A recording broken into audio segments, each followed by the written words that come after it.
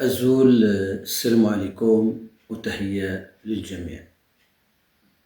بغيت نعبر على التضامن ديالي المطلق واللا مشروط مع المعتقلين السياسيين في بلاد مراكش أو ما يسمى المغرب اليوم،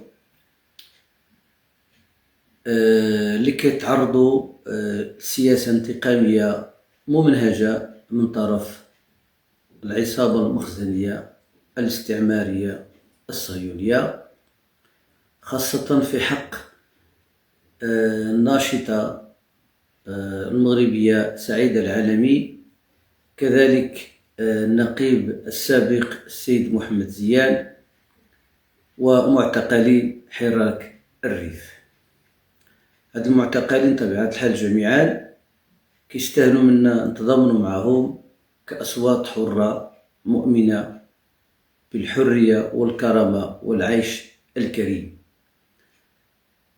كذلك بغيت نغتنم الفرصة باش نعبر على التضامن ديالي مع الأسر الفقيرة والكادحة اللي كيقوم المخزن بتشريدها وبطردها من مجموعة من البيوت والمنازل بمسميات ومبررات مختلفة من أجل السطو على الأراضي لصالح العصابات العقارية ولصالح الصهاينة من أجل توطينهم في المغرب.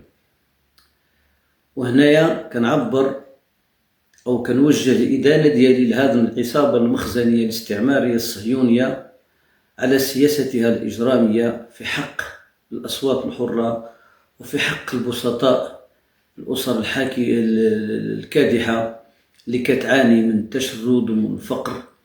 وهذا المخزن لا يستحيي وكيواصل السياسة ديالو الخطيرة في حق المواطنين، ولكن يمكنني نوجه اللوم كذلك للهيئات الحقوقية والمدنية اللي ملتزمة الصمت في حيال هذه الجرائم المخزنية. أما الأحزاب المغربية فحدث ولا حرج، فهي متواطئة أصلا، وليست أنني ما كتستاهلش أنني ندعوها للتضامن مع المعتقلين والكادحين، لأنها أصلا متواطئة للأسف. ولهذا أجدد التضامن ديالي مع المعتقلين السياسيين كافة بدون استثناء، وأدين هذا النظام الإرهابي المجرم. كما نغتنم الفرصة كذلك نبين بأنه الخائن الحقيقي هو النظام المخزني، لأن هناك حملة مع مجموعة من الأحرار في المغرب وغير المغرب كيعبروا التضامن ديالهم مع الشعب الإيراني لكي يتعرض للعدوان الأمريكي الإسرائيلي الصهيوني. والنظام المغربي كيقمع أي صوت كيعبر التضامن ديالو مع الشعب الإيراني، لأنه حليف أمريكا وإسرائيل، وكيخونهم وكيقولوا بعض الأصوات الأبواق ديالو كيحاولوا يخونوا كل صوت كيعبر على التضامن ديالو مع إيران.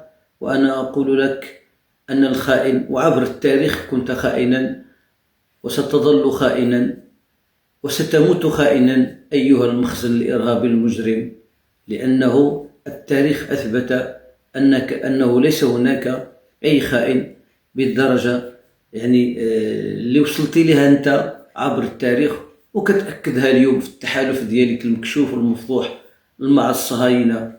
قتلت أطفال ورضع ونساء وشيوخ وشباب غزة. لك الخزي والعار، لك الخزي والعار. وتحية عالية لكل الأصوات الحرة في المغرب وفي الريف وفي العالم. تحية للجميع.